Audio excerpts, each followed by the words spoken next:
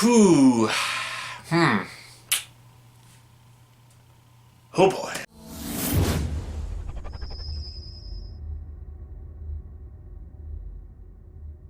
Hey everyone, welcome to the review. Here's my review for the movie Frozen 2. Yes, Frozen 2 stars Idina Menzel, Kristen Bell, Josh Gad, Sterling K. Brown, and Alfred Molina. And this movie is directed by Jennifer Lee and Chris Buck, basically the people who did the first Frozen. Frozen 2. Let's talk about Frozen 1. I love Frozen 1, actually. I think the first Frozen is a great film. Is it a little overhyped? Yes, and I feel like the kids got a little carried away with it. And I know a lot of people have a fatigue with Frozen and the song Let It Go, because it just played everywhere over and over again, and it did get old and tired very quick. But it still doesn't take away that Frozen is a great movie.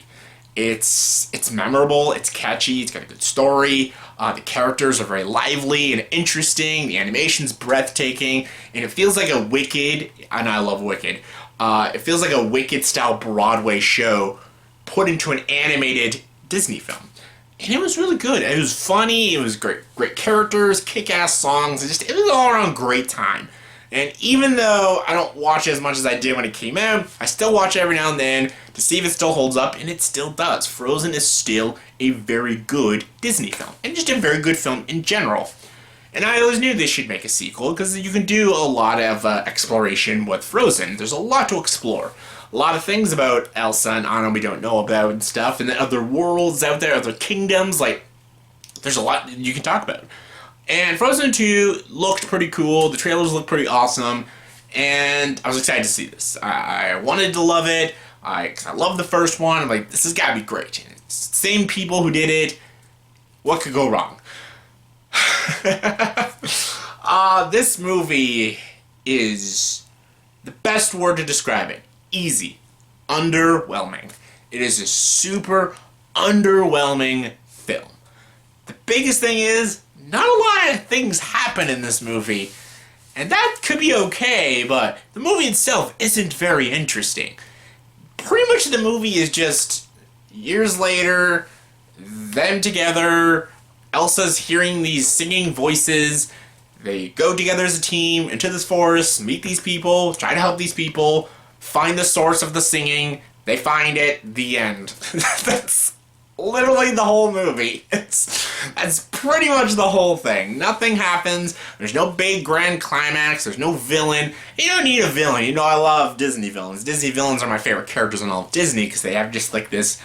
They have this like charm and wit about them, and they're very intriguing characters. And the villain in Frozen with Hans was a great villain. I liked how they did Hans. He was a really cool villain. Very unique too. I was curious of what they were going to do with it because they weren't showing any villains in the trailer, so I was like, and there's no, it's okay to have no villain. It's fine.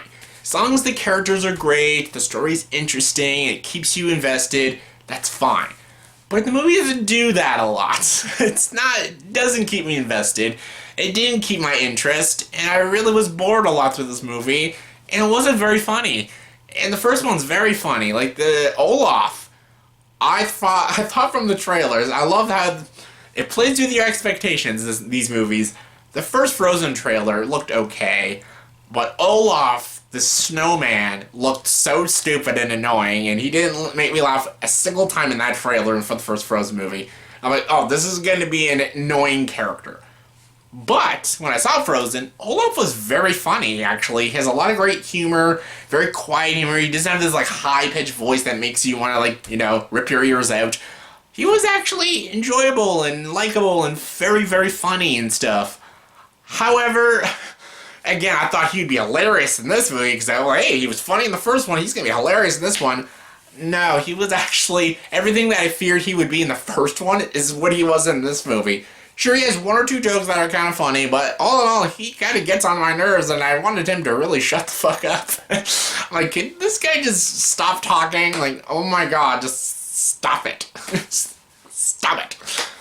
The relationship between Anna and Elsa is still very strong and still really great. I like the sister relationship, and Idina Menzel and Kristen Bell are great voice actresses. They do great voice work in the movie, and they're very good singers, and they do great work with their songs and stuff.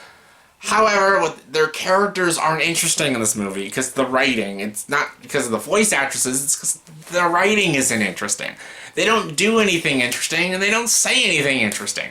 Actually, from the trailers, I thought they were going to do like an Avatar Last Airbender sort of thing, but with seasons. Like, Elsa's like winter, and there's like this girl who does these things with the leaves in the fall. I'm like, oh, that's kind of cool. Like, fall can be air, and then like summer can be fire, and spring can be earth, and water and ice is like winter. Like, they be kind of cool. Like, frozen airbending. That's kind of awesome. I thought they were going to do something like that. They don't. They don't do that. And I'm like, oh, wasted opportunity. You know how much they could do and explore with that and bring a lot of cool villains with different powers? That would have been badass. But no, they don't. They just do shit with the spirit world that isn't very interesting. There's even a scene where it tries to be very sad, but it's so predictable. You know exactly where it's going to go in 5 minutes, and then literally 5 minutes later, it's exactly where it goes. And you're like, wow, what a shock. So, not much emotional shit in this film. I did find it very sad, and I don't know. Even the lessons and the message, I just felt a bit muddled. I'm like, what was I supposed to learn in this movie? Like in the first one, Elsa and Anna are like polar opposites. Like, Anna's too much of a social person, and she like wants love so much. She's willing to find it as soon as a guy gives her any attention. So her lesson is to, you know, be more restrictive sometimes and be a little more careful and very cautious to people and everything. That's her lesson, and it's a very important lesson because people who are very social, they just accept everybody, and sometimes you can't always accept everyone because you don't know who they are deep down inside unless you get to know them. And Elsa's the opposite. She's an introvert. She keeps to herself. She's very fearful. She doesn't trust anybody. She feels like everyone is going to think of her as a freak, and that's not true. She shuts people out, and she shouldn't, because her sister loves her and wants to help her, and she let people help her and let people, you know, accept her for who she is. It's about acceptance and being more caring and more reasonable with your powers and with your sister. You gotta be a big sister and know that you can trust her and trust her with your secret and stuff. Like, there's a lot of lessons to be learned with their stories and their characters in the first Frozen film.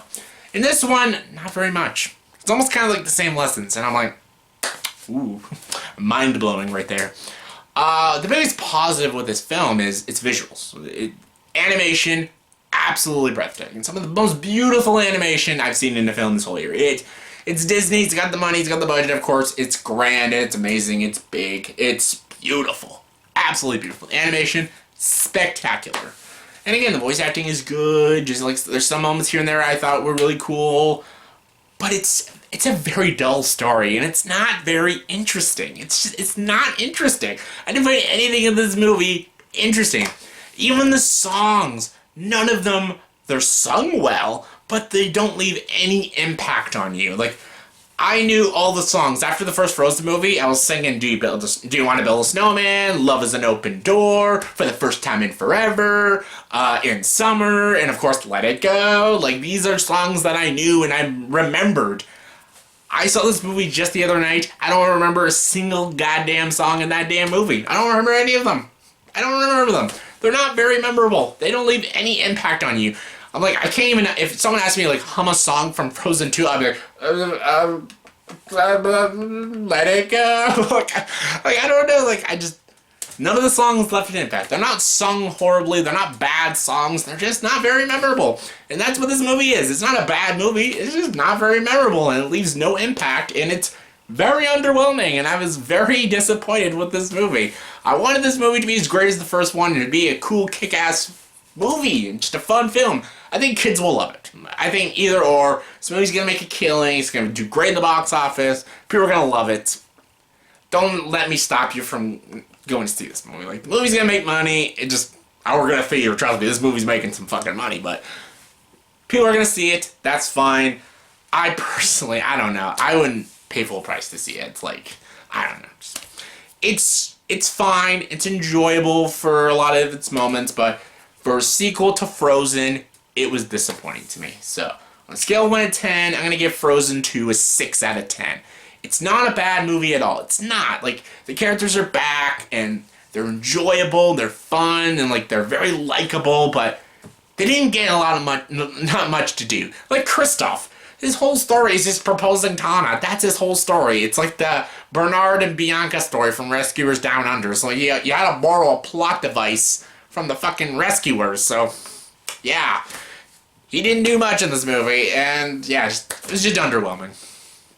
So yeah, that was my review for the movie Frozen 2. So in the comment section below, please tell me what are your thoughts and opinions on Frozen 2, and did you think it was better or worse than the first one?